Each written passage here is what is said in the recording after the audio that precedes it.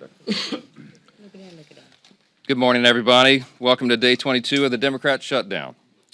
While it's already been, as we noted yesterday, the longest full government shutdown in history, October 22nd marks another landmark. This is now the second longest government shutdown of any kind ever in the history of our country, and it's just shameful.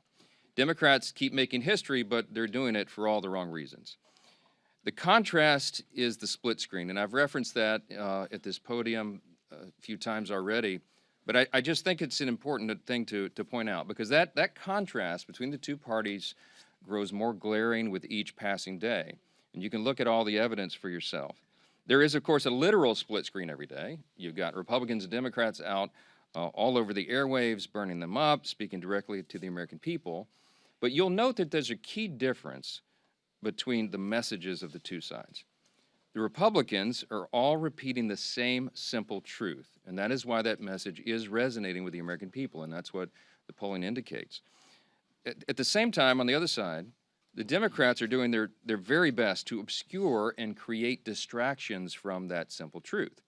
So the reason that we find it important to come out here every day and repeat again the same simple truth is because they're trying so hard to cover that up. But there's also a figurative split screen. There's a literal one, but it's figurative as well. And I just wanted to spend a moment this morning and talk with you about that. On one side, you have the Republican Party, the party that controls the White House, the Senate, and the House. We call that unified government. It's the party that won the popular vote in every single swing state and made deep inroads with voters new to the Republican base. And we received that mandate gratefully, and we went immediately to work. So since the election in November, just in the last 9.5 months of this Congress, which began in January, Republicans have delivered incredible results for the American people.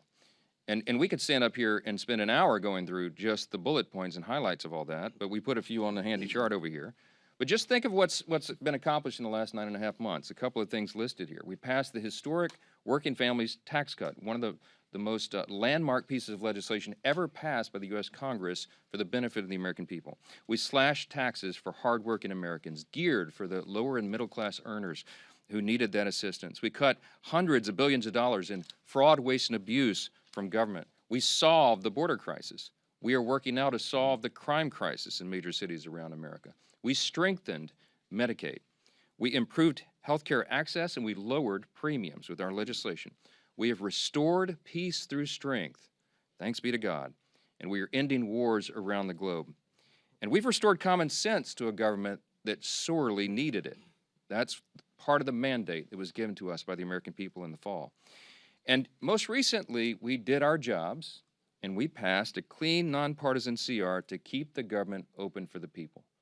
Now look on the other side of that figurative split screen as demonstrated here. The lights are out. It's all dark. Why? Because what the Democrats have accomplished in 9.5 months is a government shutdown. A couple other things sort of related to that. You know, they have made a lot of TikTok videos. We give them credit for that.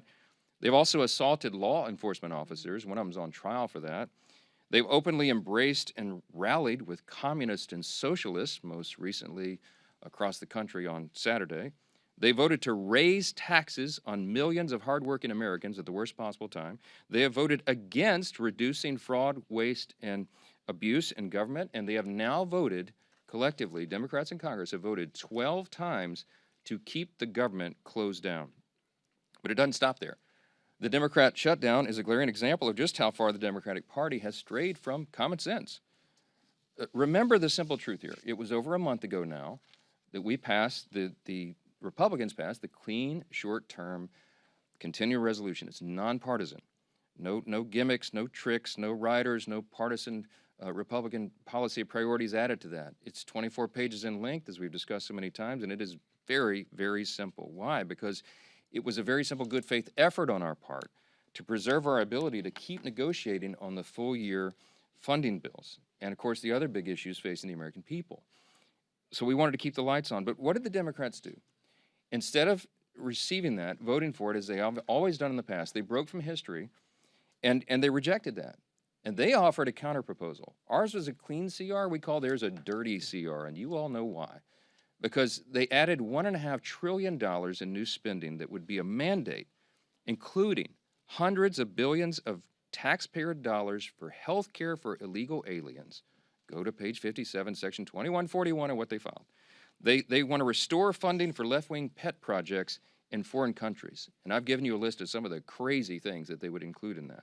$500 million for liberal news outlets like NPR and PBS on the backs of taxpayers, and the removal, remember, they wanted to eliminate the $50 billion that Republicans got signed into law by President Trump on July 4th to prop up our rural hospitals.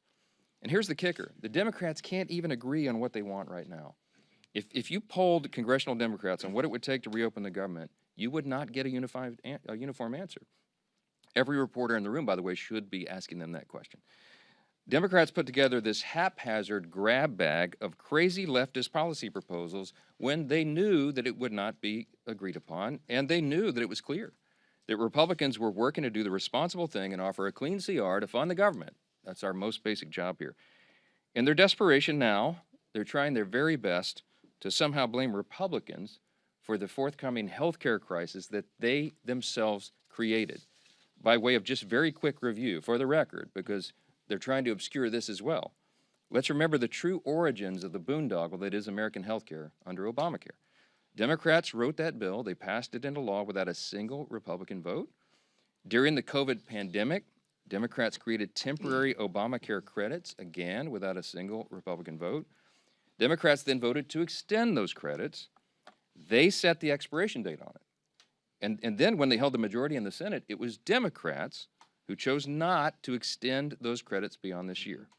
Now, as we approach their own self-imposed expiration date, now they are breathlessly insisting to you, and on all the interviews, that somehow it's a Republican crisis. Give me a break. The facts are the facts. We are up here sharing the simple facts and truth. And as John Adams said, facts are stubborn things. Democrats are the ones who manufactured this entire situation without a single Republican vote, and now, when the chickens are coming back home to roost, they're trying to blame the other team. It is utter nonsense, and you should call them on it. That's the job of the press, and continue to do that every single time. Clearly, this is a complicated issue, this whole healthcare subsidy thing, and there's hundreds of different views on it, as I've explained. So Republicans cannot and will not solve it in a backroom deal. Chuck Schumer has been suggesting that 4 leaders should go into a smoke-filled back room like they used to do in the old days and create this solution. It's not a possible thing to do. It was never appropriate. It's not possible to put on a continuing resolution because it's such a complex issue. Issues of this magnitude deserve deep thought and deliberation. That's how this system works here.